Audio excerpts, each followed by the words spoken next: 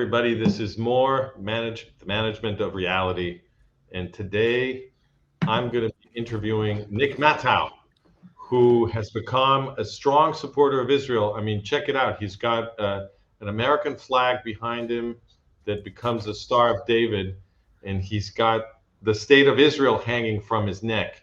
So I love that because you're not afraid to show it on your body, Nick. That's these days that's becoming a brave thing to do.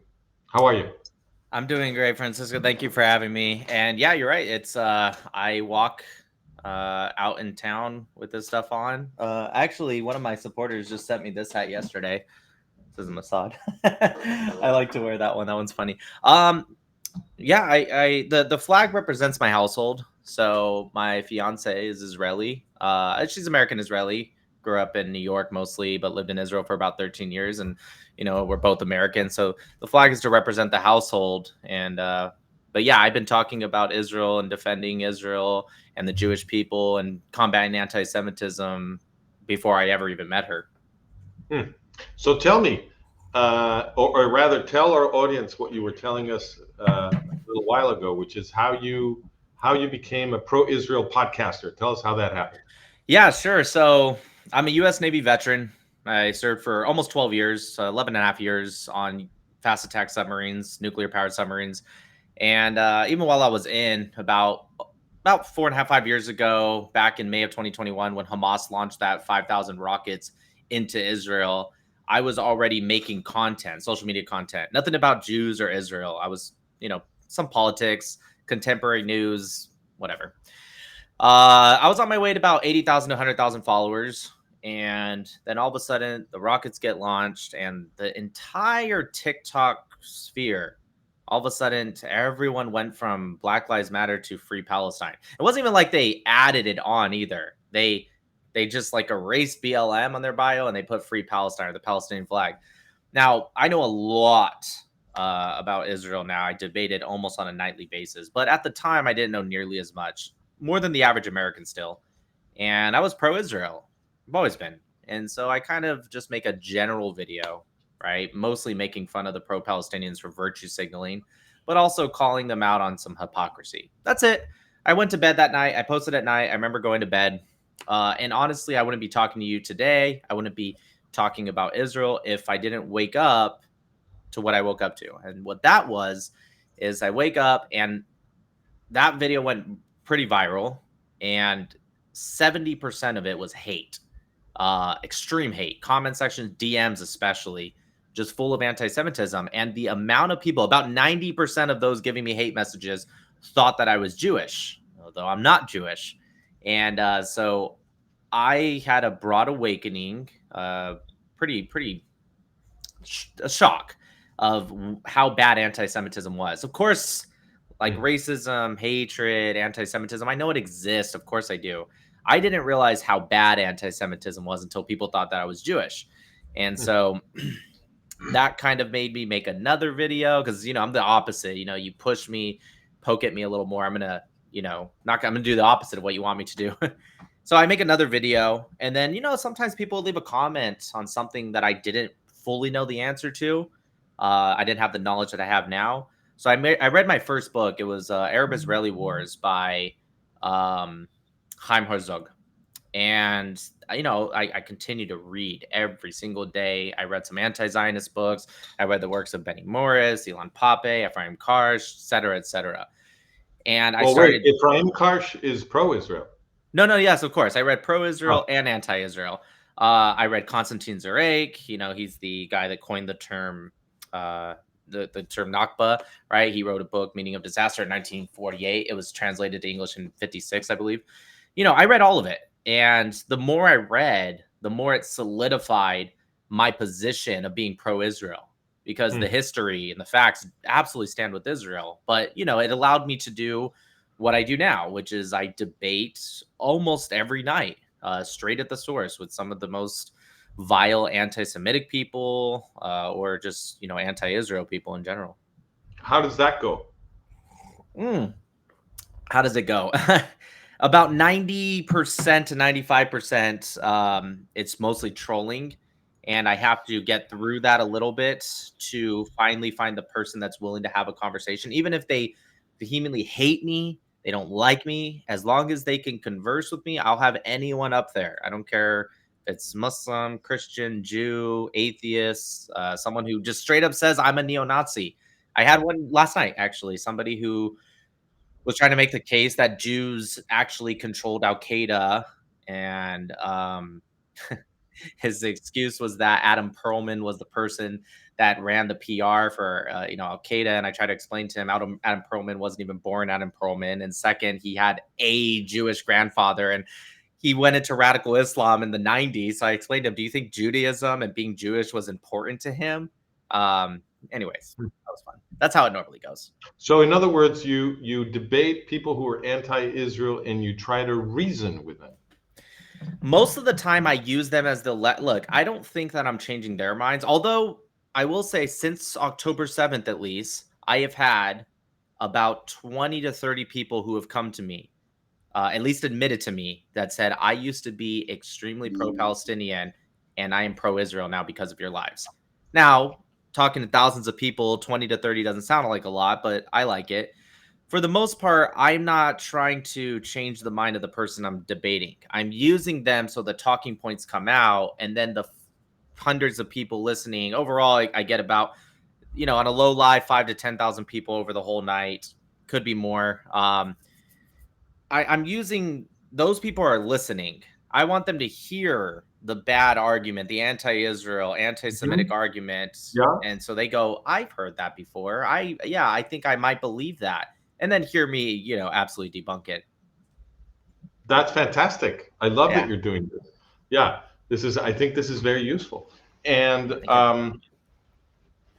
so I wanted to show our viewers that video that you showed me, where you were talking about this argument that a lot of people have in their heads, where they think that the Jews control everything. And I thought you had a very funny take on this. Could you show it to us?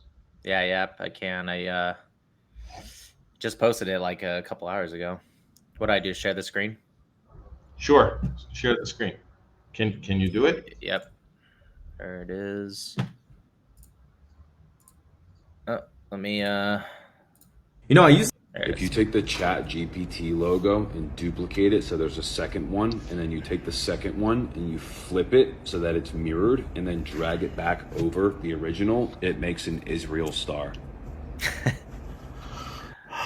Oh my god. Seriously? Who the fuck cares? By the way, he's actually right. It does make a little Star of David kind of sideways. By the way, it's called Star of David, not Israel Star. What's wrong with these people? Like, they really have this, there's this weird group of people who think that all the problems of their lives, the fact that they're losers, dorks, whatever, is because of Jews or Israel or both. You know what's the funny thing? Is if you use their own standards about a secret cabal of people and they believe are Jews that just control everything in the whole world. They own all the money in the whole world, but somehow they need to use money to control the governments that they already supposedly control anyways. You know what's funny about that is if you use their same standards, right? If there was a group of people that were controlling just everything in secret, right? And that group of people wasn't just the top 1%. It was a specific ethnicity. Wouldn't it be people we wouldn't be onto? Hear me out. What if there is a group of people controlling the world, and the reason we believe it's the Jews is because that's what that group wants us to believe, and so we're spent, chasing our own tails, blaming the Jews because the group that actually controls stuff has implanted us to believe that it should be the Jews. Never mind. If you take the I love it because it's so obvious. So, right. I mean, you're obviously a very funny guy. I'm not as funny as you. I mean, I'm not funny at all. But I do history. And so the thing I would ask people to think about is, well, these people are always getting fucked. Why would you think that the people that are always killed control everything? If you control everything, shouldn't you be able to defend yourself? So the obvious historical question is, because, well, people don't know any history, so you have to teach it to them. But but that's always useful, right? To teach them a little history. So what I do is I tell them, look, this idea that the Jews control everything actually became very famous before World War II. There was this giant propaganda called the Protocols of the Elders of Zion, Right. that was created by the secret police of the Tsarist Empire, and it became a giant thing all over the West because the institutions of the media made it very famous, right? So that there was all this support in the meaning-making structures of the West for people to pay attention to this propaganda. And so the Protocols of the Elders of Zion became a giant bestseller. And what that book claimed was that, well, it claimed to be the minutes, the actual minutes of the meeting of the super Jews Right. who in secret controlled everything, right? And they're describing how they control all of the institutions of the West, the media, the banks, the what do you call them? This workers' movements, the industries, the governments, everything. And they're going to use all that secret power to destroy the Christians. And then what happened? All of those institutions that the Jews supposedly controlled, in fact, collaborated with the Nazi project to murder all of the Jews of Europe. So the Holocaust demonstrated that these people didn't control a goddamn thing. Yeah, not to mention that the Protocols of the Elders of Zion, 1921, the Times of London's Philip Graves. Yeah, he That's found correct. out that they plagiarized pretty much a lot of it. If many major passages were completely plagiarized, they literally just took. It's almost like the find and replace tool on Well, Microsoft Word. They took Jews, or sorry, what wasn't? No, Jews aren't mentioned at all. It was a no, criticism of Napoleon III, and they just that's correct. implanted Jews and sent it out. That is absolutely correct. And since you mentioned that, I'm going to share the screen and just point out, because I always do this because I want people to learn stuff. So I'm going to point out that we have an article about this on management of reality. Okay. If you go to the archive and you type in there Jolie. Yep, Jolie. No, that's not the one I wanted. Forgive me. That's probably Maurice Jolie, right? Yeah, but that's not the one I wanted. I wanted, if you type in protocols, because I have another article about Jolie. There it is. This is the Prague Cemetery. This is my article about the whole thing, right? This is where you learn about how all of this was done, which is that, just to make it very summarized for people, as Nick was saying, the Russian secret police, what they did is they took a different text that had been written earlier by Maurice Joly, that, as you said, was not about Jews. It was about how Napoleon III, or Louis Napoleon Bonaparte, had created a giant police state in the Second Republic of France. And with his police state, he was taking control of all of the institutions. He really was doing it, but this had nothing to do with the Jews. And what the Russian police did, as you said, was to take this text and turn it into something else, into this fraud that pretended to be the minutes of the secret meeting of the super Jews. And you mentioned also the London Times article. I want people to see this. This is the 1921 article by Philip Graves that demonstrated that the Protocols of the Elders of Zion was this plagiarism that Nick was mentioning about Maurice Joly's book. And if you type this time, then if you go to the archive and you type Joly, right, then you will see exactly what Joly was trying to do. Because Maurice Joly, the author of the book that was plagiarized, is a hero of the West. He was trying to explain the following thing. If you allow if you allow the people who are running government to create a clandestine service, to say an intelligence agency that will spend the money of the citizens in secret, that minute you destroy democracy, because they will start using their secret power to spend your money to start corrupting all of the institutions in order to take total power for themselves. This is what Joly was explaining, and that's in fact what they do. So but I want to make another point, Nick. I don't know what you think about this, because everything you're saying about Jolie and the protocols, but it seems to me we don't need it. In other words, if you're doing critical thinking, it should be enough that 66% of the European Jews were easily killed in order to conclude that they didn't control anything. Yeah, it's I think it takes a little bit of common sense. I think in the West, especially post social media, but even before, there's this concept of I need the information now. And so something that the anti-Semitic people do very well, the pro-Palestinian movement does very well, that Jews and pro-Israelis alike just haven't figured out quite yet, is those quick little snippet talking points. And they feed off of a natural distrust that especially Americans, but the West in general has. And the way they feed off of that is tell you they tell you just enough to where it's like, isn't that weird? And weird used to be, that is weird, let me look into it and do a deep dive. Now it's turned into, that is weird, so that must be true. And I think that's a problem that we see here in the West.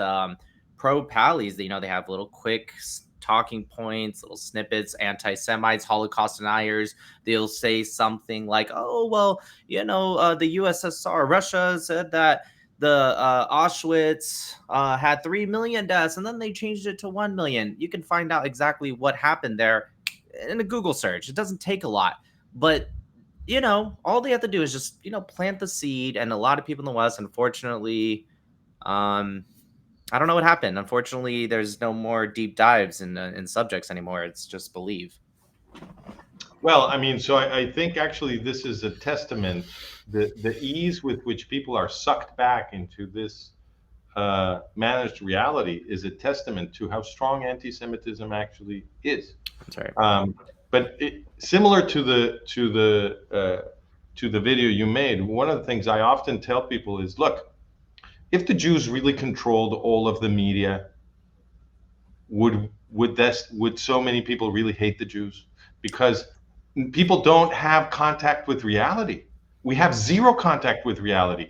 Everything that we think is true about the world, our entire model of the world, is something that we get indirectly from the meaning-making institutions, right? So we get it from the media, we get it from our university professors, we get it from different kinds of authorities that tell us what is happening in the world and what it means, because we're not traveling to every single place in the world and witnessing stuff directly. We just can't do that. So it's all coming to us through the media, through the university system, through the schools, etc. So if the Jews really controlled all of that, shouldn't you think the Jews are the best people in the world? How come there's so much anti-Semitism? Yeah, it's interesting, because that's why in the video I made it clear to say, if you use their own standards against them, I'm not actually making the argument. I'm simply saying if you use their own standard against them, that they, who's they? They is this cabal of this elitists, right? Whether you want to call them Jews, lizard people, rich people, whatever. They control everything. Well, if they control everything, wouldn't they control our opposition as well? And by the way, a lot of these anti-Semites, conspiracy theorists, they say that controlled opposition, that's what the Jews do. Okay, if controlled opposition is a concept you can be familiar with, then why is it that Jews are the most targeted people online, on campuses, in real life? Why is it, like, if we're going with the idea of controlled opposition, what if the Jews are being used as that and somebody else is control? Again, I'm not making these arguments. I don't have a theory. I don't particularly care, honestly. I focus on me and my family. Well, go ahead. Sorry, finish it, Nick. I was just going to say, but if there is that concept, then wouldn't it not be the Jews? Like, wouldn't the Jews actually be what's stopping us from figuring out who it really is? Okay, so let's do some actual history, because I think that question is very interesting. So I'm going to share my screen again. Yep. Hold on. So I had these two prepared for you. There's this article on our website that is called "How Many Nazis Were Secretly Recruited at the Creation of the CIA?" And the amazing thing about this is that this was documented in 1988. That's a long ass time ago. The author of this investigation is historian Christopher Simpson, and he documented with material that he got thanks to the Freedom of Information Act, that the CIA, in other words, the US clandestine system, was created recruiting at least tens of thousands of German Nazis and Nazi collaborators from Eastern Europe. What the US did is they absorbed Fremde Heer Ost, which was the intelligence service of the Nazis of foreign armies east. Okay, that's Fremde Heer Ost, and I have the quote here from the Washington Post. From the let me see, where is this? Here it is. This is the quote from the Washington Post's book review. Okay, so this did not become a front page scandal, which of course it should have been, but it never became a front page scandal. It was buried in the back pages of the Washington Post. But look at what they wrote. They say, it is no longer necessary or possible to deny the fact. The US government systematically and deliberately recruited active Nazis by the thousands, rescued them, hired them, and relied upon them. Now, the same guy who documented this wrote another book. I'll show you the cover right here. Science of Coercion. Same guy, Christopher Simpson. And he documented that the fresh out of the box, the CIA, immediately after the CIA was created, they created the entire science of communication research. So this is why the subtitle is Communication Research and Psychological Warfare, because what they did is immediately after the war, they funneled a lot of dark money into the university system to create the departments of communication that are responsible for training all of the people that work in the mainstream mass media. Okay, right. This didn't exist before. They just these departments of communication just suddenly appeared. They were created out of whole cloth, and the professors that were given the spots to teach in these departments of communication were the same experts who had been running the psychological warfare programs of the US government during World War II. In other words, the people teaching the journalists what to think and how the world works were the same people who had developed the science of how to use the mass media to create a fake reality for everybody. And these people are the Nazis. So who are they going to tell you to hate? The Jews. So now you understand why we are in the situation we are in, because the they, you were asking who are the they? Well, it turns out the they are the Nazis. Yeah, the Nazis. You have Reinhard Gehlen, right? He was the foreign armies on the Eastern Front with the Nazi Germany military intelligence on specifically the USSR. Yeah, and then you have that absorbed by the United States after 46 through the mid 50s. You have them absorbing in all of these Nazis. Now, I think it's important to know for context here, thinking about the time period, the U.S. had two main goals, at least in my opinion, during this time: counter the Soviets. The overriding concern after 45 was stopping communism, not denazification, and then building West Germany as a bulwark. Right, Washington saw West Germany as a indispensable for the defensive line, NATO's defensive line. And so I think, like, with that understanding, you have anti-Soviet competence would trump moral and ideological purity. And so I'm not necessarily saying that what the United States did was right. I'm just adding the context of maybe why they would choose doing something like that, and how in 2025, reading something like that or listening to you talk about it's like, whoa. Well, I think you've swallowed whole the apology. So that's the official apology that has been trotted out for people who find this out. So if you find this out, you could conclude, oh my God, we're being governed by Nazis. And they immediately tell you, no, no, no, that's not what happened. You're not being Right. governed by Nazis. It's just that they had to fight the Soviet Union. So that's why they absorbed all these Nazis. That's right. Yeah. But the argument you never get to hear is the counter argument, which it can be laid out as a question. And the question is, why can't you fight the communists with democracy? That's right. Yeah, there was a very aggressive approach, and I think like there's a lot of pros and cons to the way our system runs in America. Specifically, I'm talking about the presidency every 4 years, and after Roosevelt, you have 2 terms. The pros are, I think, more obvious. Some of the cons you can argue is that people want to make more direct changes in a quicker way because the next guy can come in and not have the same ideas you do, not continue on the ideologies you do, especially today. It feels like we're going, Republican, Democrat, Republican, Democrat, Republican, Democrat. So yeah, I absolutely agree with you. Why can't you just fight this? And then I don't know how much, if you've ever written an article on Operation SIG, but with the Protocols of the Elders of Zion, and then you got USSR, and then you have the Nazis, and then later you have Operation SIG, which, to summarize it for the audience real quick, is the USSR disinformation. Which, fun fact, disinformation versus misinformation, right? Disinformation was coined by Stalin. I don't know if people know that generally. A lot of people do not. It was actually coined, right? And so you have a disinformation against who?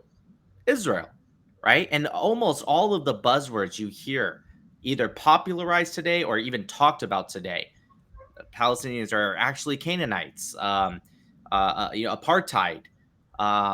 We're fighting for human rights, not jihadism. All of that stuff literally all comes from Operation SIG. How do we know this? You have people like Yoam Pasepa, I believe his name was. He was like the biggest defector after the Soviet fell, and he admits to all this amongst many, many other people, saying like, yes, we did this because we wanted to attack America, but we couldn't reach that quite directly, so we attacked Israel to attack America's influence in the Middle East. And interesting enough, the USSR actually really liked Israel early on, and they wanted to see her become an ally because they saw the kibbutzim and they saw, oh, this, they could be socialist, communist, possibly. And then in 56, during the Sinai conflict, the Suez Canal conflict, you have Israel backing the US and British. Even then, the USSR kind of ignores it a little bit. But then 67, the Six-Day War happens, and Israel embarrasses the entire Arab armies that surround her and attack Israel. And these were all Soviet funded. So Soviets felt humiliated. You seem to think that there is a U.S.-Israel alliance. Do I think there's a U.S.-Israel alliance? Well, why would you think that? I don't think it's so much in. Well, of course I do think that. I can talk about that. But before I get into that, it's not so much if there is or isn't in a direct or indirect way. It's that you see it with the USSR's influence in the Middle East versus the US's influence in the Middle East, and it butts heads. And Israel is generally the middle of that. Go ahead. Let's work from first principles. Sure. So if we agree that the U.S. intelligence system was created by absorbing the Nazi intelligence system, and that is what happened, why would you expect the U.S. to be an ally of Israel? Because foreign policy is cooked at the CIA. So if the CIA is a nest of Nazis, shouldn't you expect U.S. foreign policy to be designed to destroy Israel? Do you think, I'm asking, do you have this idea that absorbing these Nazis for a specific purpose, do you think that they brought in all of their ideologies with them and incorporated into U.S. policy? Do you think it's reasonable to say that when you absorb the entire Nazi intelligence system, you are going to get them without their ideology? And that's one question. And the other question is, do you think that people who absorb those Nazis can possibly do that if they don't already agree with Nazi ideology? Yeah, I think you can. To answer your second question first, I think you can do that with anything. And I think you can absorb. By the way, I want to make it clear, I disagree with it. But to play some devil's advocate and have the discussion with you, I think you can absorb people without necessarily agreeing with them to utilize them for whatever advantage it is that you need them for. To answer your first question, I don't think you can change someone's moral ideology or values, but I think you can absolutely force them to utilize only specific things. Doesn't mean you changing what's in their mind. What percentage of the CIA is made up of Nazi ideology, or sorry, the Nazis that they brought in? What percentage is that? And second off, did that carry over to 2025 and on? Good. I can tell you what the percentage is. Before the CIA was created, the U.S. didn't have a clandestine service pretty much at all. During the war, they had a very small thing called the OSS, but at the end of the war, the OSS was purged. So basically, the CIA was these Nazis. And in fact, Christopher Simpson says that in the first few years, Reinhard Gehlen, the head of the Gehlen org, in other words, the chief of all these Nazis, they would get the reports from Reinhard Gehlen and they would just retype them on CIA stationery and give it to Harry Truman. There was nothing else. It was just these Nazis. But let me ask you this, because I can sense a little bit of resistance to here, and it may be coming from a sense of U.S. patriotism. So I'm going to ask you, what would it take to convince you that the U.S. is an enemy of Israel? Imagine the scenario so that I know what kind of evidence would be necessary. What would it take? Okay, so you can imagine any crazy thing. Just imagine something crazy that would be sufficient to convince you that the U.S. is an enemy of Israel. So there's three different options. There's allyship, there's neutrality, and then there's enemy. Right? No, enemy. I'm asking you to tell me what would. I don't want to say the U.S. I want to say the U.S. power elite, the U.S. bosses. What would convince you that the U.S. bosses are enemies of Israel? I don't know what the concept of U.S. bosses means, but the people who make the decisions. Sure, it changes out so much. 1 minute it can be an enemy, and 1 minute it may not be. But I would say, what would it take? You have to not only not go in the interest of Israel, you have to actively go out of your way to go and try to either demolish or weaken Israel. That's what I would consider to be an enemy. So if we go to the extreme, it would be something like, if we could document that the people responsible for U.S. foreign policy are trying to destroy the state of Israel. Say, for example, let me just say a crazy example. If the U.S. bosses were to introduce into Israel an agent of Iran into militarily strategic territory, in other words, if they introduced into Israel an organization that was a branch of Iran into militarily strategic territory, or another crazy example, if they were to introduce into Israel a group that was a continuation of the Nazi final solution into militarily strategic territory of Israel, would that be enough? Would that convince you? I'd have to ask you in this hypothetical if they're doing something that's beneficial to the United States of America over Israel, or are they doing it solely because they want to see the destruction of Israel? And the reason I mentioned that is because that's why I mentioned the three different things. There is allyship, neutrality, and enemy. Enemy to me means even if it's at your own detriment or at least lack of gain, you are going out of your way to destroy. That is what you do to your enemy. Neutrality, or even in some cases, alliance, you can do something that's hurtful to your ally if it's beneficial to you. Now, I don't know what the answer is, but I'm asking, was it beneficial to the United States of America? And if not, then yeah, I would consider that at least an enemy individual. Okay, so let me give you a piece of evidence that I think is very interesting. Sure. So, sharing my screen again. So our most popular article is a topic about which I've written an entire book. And it's the responsibility of the Arab-Palestinian movement in the German Nazi final solution. This may be a topic you've never heard a thing about. This gentleman on the left is Haj Amin al-Husseini. Yeah, the Grand Mufti of Jerusalem. Exactly. He's the founding father of the Arab-Palestinian movement and also one of the top leaders of the German Nazi final solution.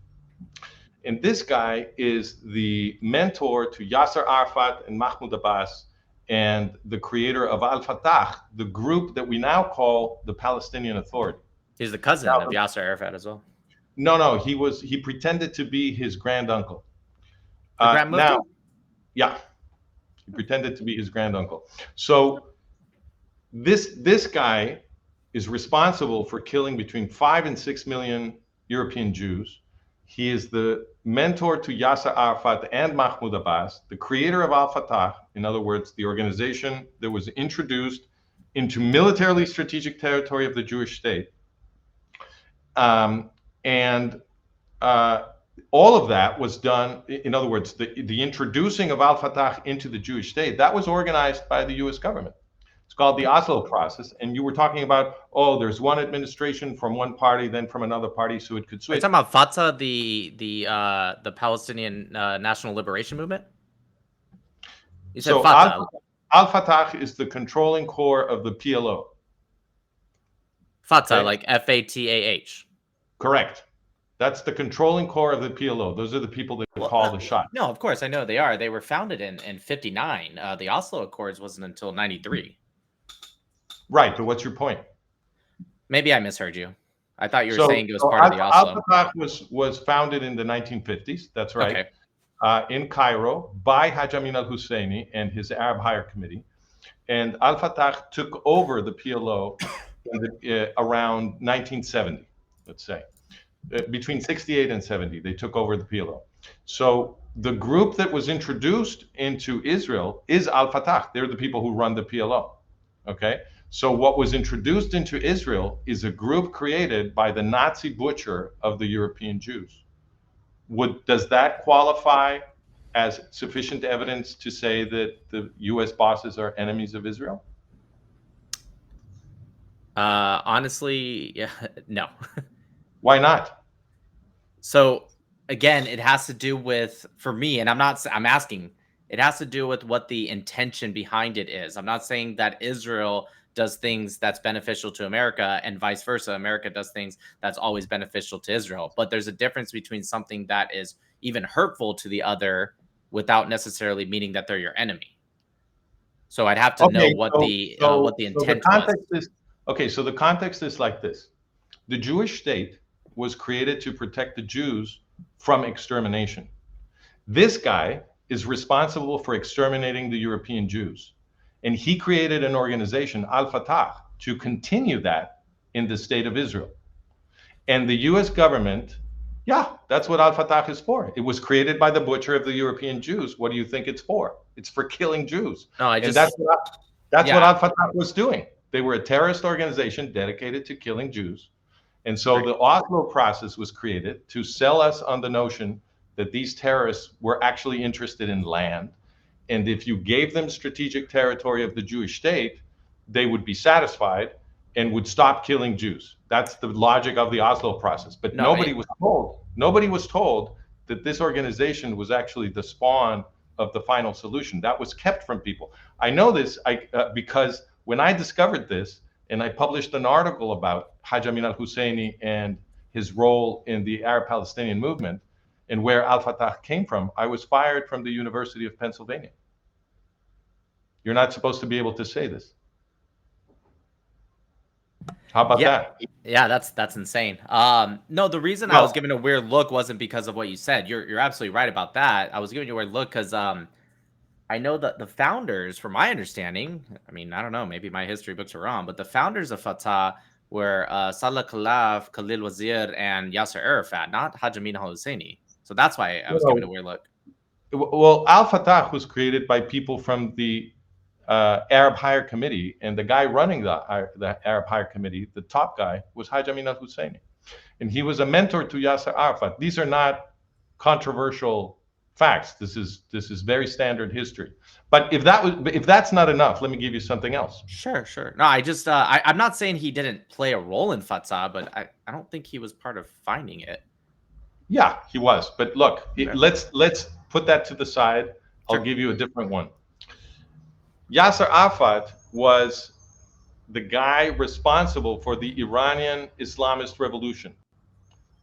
On the screen right now, you're looking at Ayatollah Khomeini and Yasser Arafat immediately after the Iranian Islamist revolution. Right. Why was Arafat there? Because Ayatollah Khomeini, the creator of jihadist terrorist Iran, had sent an airplane to go get Yasser Arafat and Mahmoud Abbas immediately after the revolution triumphed, because he was very grateful. Why? Because Arafat, Abbas, and the PLO buddies of Arafat and Abbas had trained and armed Ayatollah Khomeini's guerrillas in Lebanon in the 1970s. And those are the guerrillas that fought the revolution and put Khomeini in power. After Khomeini seized power, he brought Arafat and Abbas over to Tehran. Arafat was received like the Mahdi, like the Muslim version of the Messiah. Everybody loved Arafat in Iran. And the PLO actually helped Khomeini create his terrorist institutions, the Iranian Revolutionary Guard and Savama, which is the political secret police that keeps everybody down in Iran. So the upshot is that the US, in creating the Oslo process, introduced Iran, or Iran's daddy, which is even worse, into strategic military territory of the Jewish state. So even if all the Nazi stuff I just told you were not true, wouldn't this be enough to identify the US bosses who did this as enemies of Israel? That I don't know as much about. I know about Haj Amin al-Husseini and Fatah. That one I don't know as much about. I mean, I could also argue Yasser Arafat was a look at KG. the evidence. Yeah. But No, I believe you. You can go look at the evidence if you're not, if you're skeptical, which is the right thing to do. But I'm saying, assuming that what I'm telling you is true, would that be enough to say, well, then the U.S. bosses must be enemies of Israel? Well, I was just gonna say, I mean, equally, Yasser Arafat was a KGB agent, and Iran and the Khomeini were also allies with Russia, so that could equally point to them as well. But to answer your question, if everything was saying is true, again, I'd have to know what the intent was, and then even if the intent was because they just hate Israel and really wanted to demolish Israel, if that you can prove that intent, then yes, I guess I would say that those individuals, at least at the time, were enemies of Israel. Yeah, I would say that. Well, what would the intent be of bringing into Israel the people who want to kill all the Jews? What would the intent be? I don't think, like, speculating, like, what could intent be? It could be many different things. It could be destabilization. It could be is destabilization something that an ally does to you? No, not destabilization of Israel, destabilization of other factions within the area. It could be something that you have control over. So it's like a controlled opposition in some sense. I'm not saying that's the case. Again, I'd have to look into this. I'm just saying there's an infinite amount of possibilities that I'm sure even my brain can't think of. Yeah, of course. Infinite. So what's the most obvious theory, though? If the U.S. bosses introduce into militarily strategic territory of the Jewish state, created to keep the Jews safe from extermination, an organization directly descended from the German Nazi final solution, and itself the creator of jihadi Iran, that promises to repeat the final solution in Israel, what's the most obvious theory for why this organization was brought into Israel? Well, it's hard for me to go with that because Haj Amin al-Husseini, I know you keep saying it, but he wasn't the founder of Fatah, and I'm sorry, I can't believe that. So it's hard for me to forget about Husseini. Let's stick with Iran. Okay. Let's stick with Iran. Sorry, I thought you were bringing up Husseini about the final solution. Go ahead. What's your question about Iran? Well, I mean, I know you're wrong because I wrote an entire book about Husseini, and you can read my article and check out. For sure, I'll read it. But what I'm saying is, forget about Husseini. Let's just use Iran. So the role that PLO Fatah played in organizing the jihadi revolution in Iran was explained on the front page of the New York Times in 1979. And I quote the article and I quote the New York Times article in my article. This is not a controversial statement. No, you're right. I mean, America played a role in it. Jimmy Carter is the one that got this guy into power as well. I agree with all this. That's also true. Yeah, that's also true. 100%. And then Reagan armed Khomeini to the teeth. It's called the Iran-Contra scandal. That's right. So doesn't the entire picture scream that the U.S. bosses are trying to destroy Israel? That's an option. It could also scream that they, for some reason, had a favor that they saw in the Islamic Revolution and the IRGC that followed, that maybe didn't play out well if you look at it today. But at the time, they could have had a thought that this is somebody we want to ally more with, and perhaps the Shah. It could have been an Israel thing. I'm not saying that your theory is absolutely wrong. It's possible. That's true. Okay, so I want to know how that translates to today, especially post, if not 1973, late 1980s. So let's review the facts. So we have that the CIA was created by absorbing the Nazi intelligence infrastructure. And then the CIA, I've also documented for my readers in the site that the entire idea for the Oslo process was created by the CIA. And what the Oslo process did was introduce people who want to kill all of the Jews into militarily strategic territory of the Jewish state, created to protect the Jews from extermination. You're talking about post 95?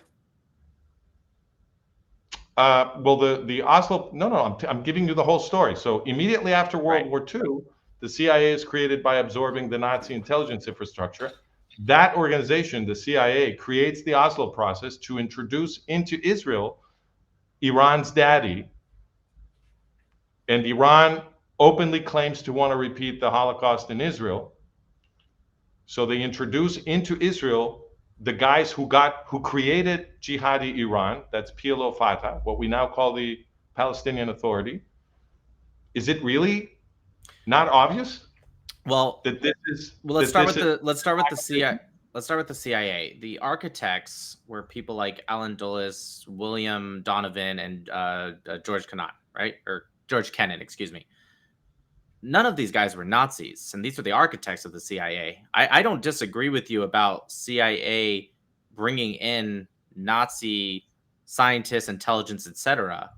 I disagree. You really need to read Simpson's book then. What they did was simply absorb all of Fremde Herr Ost. And vouching for Alan Dulles as a non-Nazi actually requires data. My data is Alan Dulles absorbed all of those Nazis. The first hypothesis is that he's a Nazi too. But now listen, look at this. Look at this. I guess my question is, yeah, go ahead. Do you know about this topic, eugenics? Sure. I mean, I know a little bit about eugenics, sure. Okay, so eugenics is the original ideology about the genetic superiority of German stock. Sure. Okay. The eugenics movement is the parent movement that produced German Nazism. And it turns out that if you go look at the history of eugenics, the best history of eugenics that we have was written by Edwin Black. This is his book right here. It's called War Against the Weak, Eugenics and America's Campaign to Create a Master Race. The top leaders and financiers of the eugenics movement were not in Germany. They were in Great Britain and the United States. And it was people like, the Rockefeller Network, the Carnegie Network, the Ford Network, Thomas Watson at IBM, people like that. Sure. And they spent a fortune making eugenics a reality in the US. Hundreds of thousands of people were forcibly sterilized or incarcerated for not being sufficiently Nordic in the United States in the first half of the 20th century. And these people exported eugenics to Europe. And in Germany, they turned German eugenics into German Nazism. And these are the people absorbing all of those Nazis into the CIA after the war. So it seems to me that we have a continuous ideological line here. So we have people who believe in Nazi ideology at the top of the US structure before the war. They are absorbing the Nazis to create their own intelligence infrastructure after the war. They corrupt the entire system that produces media also after the war. Then they create the Oslo process to introduce into the Jewish state, which is supposed to keep the Jews safe, an organization that creates Iran and that is also descended from the Nazi final solution. How is this picture not the picture of an enemy? I think at very worst, it's a picture of what used to be an enemy. I'm trying to figure out how it, and maybe we're going to get there, but how that translates to today. I mean, post 73, but you can argue even post late 80s, the allyship with America's defense of Israel has exponentially gone up.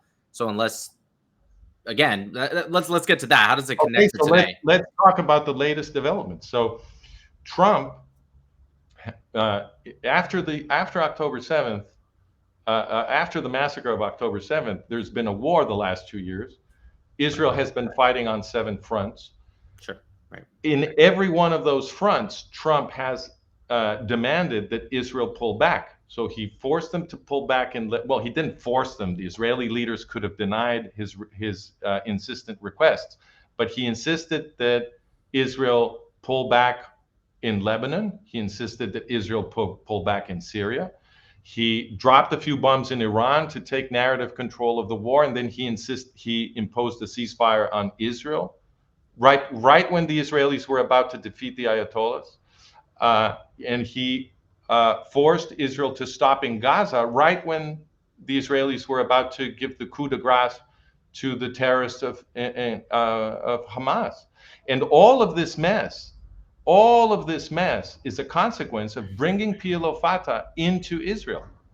If PLO Fatah had not been brought into Israel with the Oslo process, then Gaza would have never been given to Hamas. It's PLO Fatah who did that.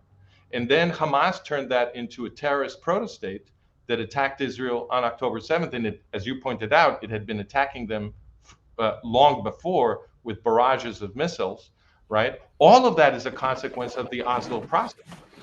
And now that Israel was winning all of its wars, the U.S. government has made sure that Israel loses those wars.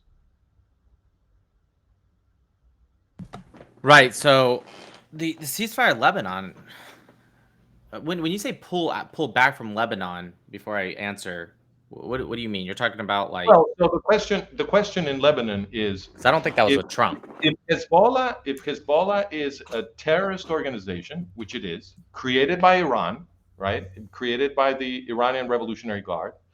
If Hezbollah is a terrorist, if we agree that Hezbollah is a terrorist genocidal organization that intends to kill all of the Jews in Israel, and Israel is destroying Hezbollah in Lebanon, and you are an ally of Israel, why wouldn't you want Israel to just keep going and liberate all of Lebanon from Hezbollah?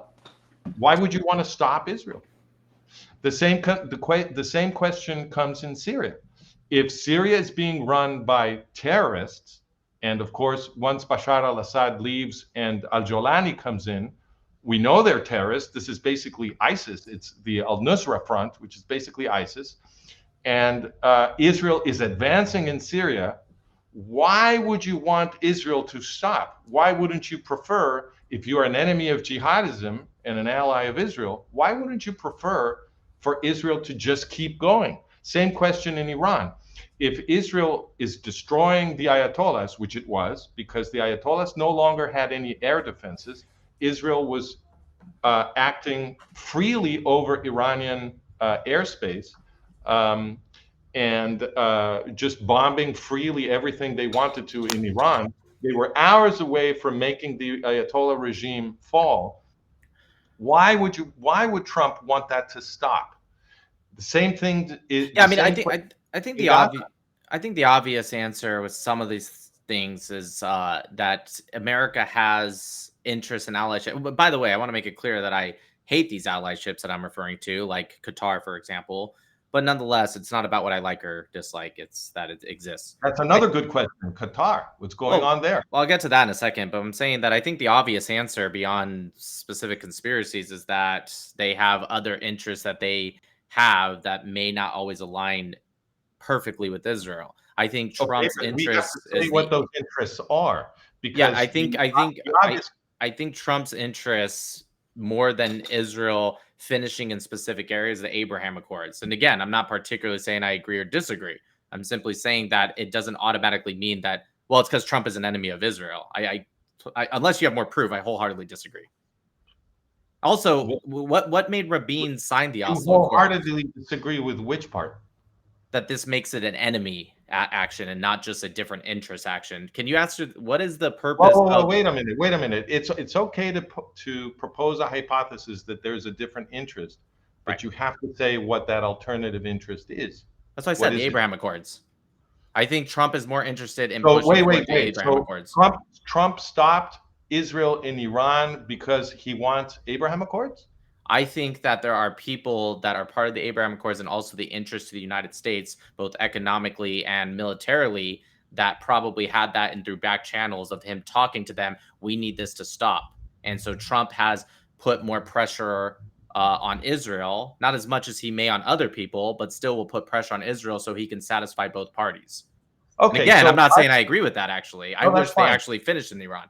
I think my reply to that would be, if Trump is more interested in what the people who want to murder the Jews want than in what Israel wants, then Trump I is an don't enemy of Israel. I don't think I said more interested in what they want versus what Israel wants. I said both parties to be satisfied. I think he favors Israel more than he does the other way, but he has put pressure on Israel in some of these aspects. With Okay, so Iran, I would go ahead. so let me go back to my original question. Is there anything under the sun that would convince you that the U.S. bosses are enemies of Israel? Because the evidence I've given you so far is that, or I mean, the claims I've made so far, you can go look at the evidence, are that before the war, the most powerful people in the United States were eugenicists who financed the transition from German eugenics into German Nazism, and after the war absorbed tens of thousands at least of Nazis that formed the Nazi intelligence infrastructure. Tens of thousands? At least tens of thousands, at Okay. least. I thought it Yeah. was thousands, but okay, keep going. No. It was at least tens of thousands. Okay. Christopher Simpson privately has said that they were probably, if you count all of the collaborators, hundreds Sure. of thousands. Oh, wow. Okay, keep It's going. a giant infrastructure, yeah. Right. And then they created a process to bring an organization created to exterminate the Jews in Israel, created by the butcher of the European Jews, and itself the creator of Iran, that promises to repeat the Shoah in Israel. They brought it into militarily strategic territory of the Jewish state. And then you asked me to come to the present. I did. I pointed out everything that Trump has been doing in the last. You also haven't pointed out. So I have a couple questions I haven't really gotten Yeah. to ask yet. So just so you can convince me more, or maybe not. First question is, what made Rabin sign Oslo Accords?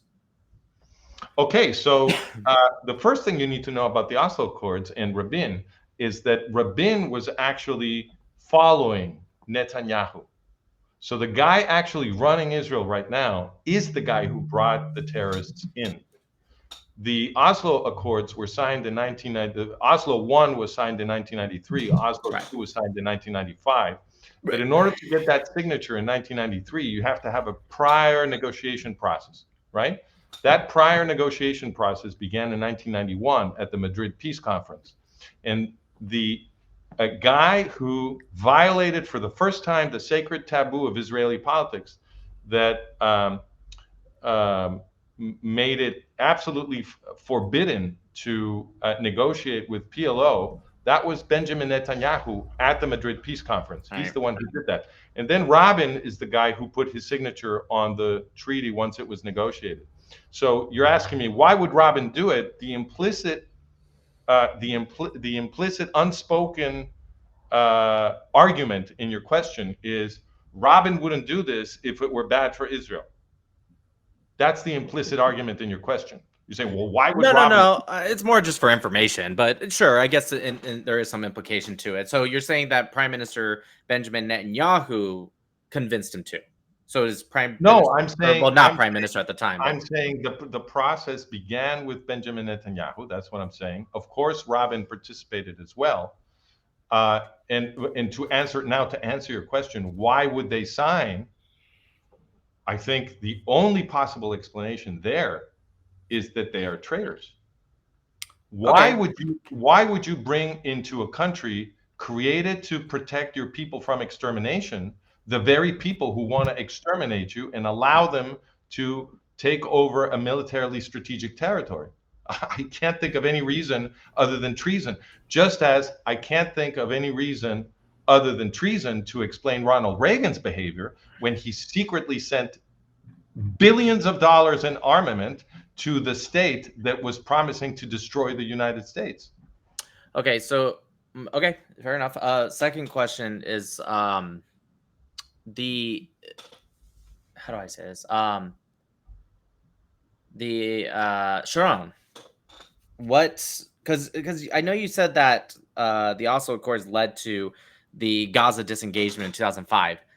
They did, because Kind Fatah of. was running Gaza. And in 2005, Israel evacuated. So in 2005, Israel evacuates Gaza, gives it to the PLO. Right. The PLO in 2007 basically gave Gaza to Hamas. If you had never let, there was a whole coup, but yeah. well, that's actually not true. I'll send you the article about that. What do you mean? Of course there was. Fatah soldiers were told not to fight. But we don't have to debate that right now. I'll give you. I was the gonna say they evidence. slaughtered one of them on live TV and threw them off of rooftops and kicked One. out the rest. One. There was one on live TV. No casualties. There was almost no fighting. And there's an article by this guy. I forget. I agree with you. There Anyway, wasn't that much fighting. I don't want to debate that point because it's a distraction. The fundamental point is, if you had never let PLO Fatah in, none of that would have happened. No, I mean, I agree with all that. By the way, for argument's sake, I'm very much have always been against the Oslo Accords, Gaza disengagement. Well, check it out. Check it out, Nick. In 1982, Israeli Prime Minister Menachem Begin invaded Lebanon and basically destroyed the PLO. There was almost nothing left. They even had a sharpshooter with Arafat in the crosshairs, and they were going to shoot him. But then the president, Ronald Reagan, said you can't shoot Arafat, and then he sent a military escort, a Franco-American military escort, to take Arafat and his buddies to Tunisia, and that's all that was left of the PLO, and they were basically defeated. I agree. And no Arab state wanted to have anything to do with the PLO. The U.S. revived the PLO for the Oslo Accords. They were the only ones interested in the PLO. So my question about Sharon is, because he's really the architect of the Gaza disengagement. He was even quoted. He's even quoted saying, "We will act on our own." So was that also the United States, or is he also a traitor? What was the reason for that? All right. So my model of this is as follows. Right. And it goes back to Maurice Joly and what happens when you create a clandestine service that can spend our money in secret. Sure. The U.S. Treasury is the biggest concentration of money in all of history. And the CIA budget is a state secret. So the CIA, for all practical purposes, has an infinite amount of money to play with, and to play with in secret. That means that the CIA can corrupt any institution on earth. And in fact, the National Security Act, which is the law that created the CIA, explains, and we reproduced the entire text of the law for our readers to examine. That law explains that the purpose of the CIA is to corrupt the media, the political establishment, the civil associations, everything, the financial institutions of foreign countries. That is the purpose of the CIA according to the law that created it. So obviously that's what they're doing.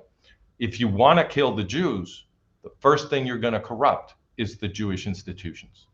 So you ask me, why did Sharon do this? Why did Rabin do this? Why did Shimon Peres? Why did Netanyahu, etc.? The answer would always be the same. They have been corrupt. And notice, they always behave like good slaves of the U.S. presidents.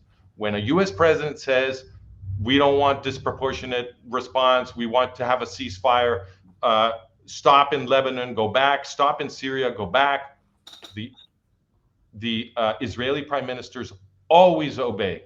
They always obey, as if Israel were not really a country, but in fact a fiefdom of the United States.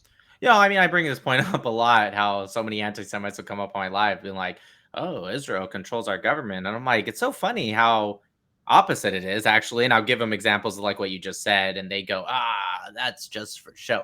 Anyways, no, I agree with you. I think like the way I would argue that can explain all of this, again, I'm not saying that your claims are wrong. I'm simply saying that when I see America act in these interests, don't kill Arafat, don't do this, don't do that, stop the war in Iran.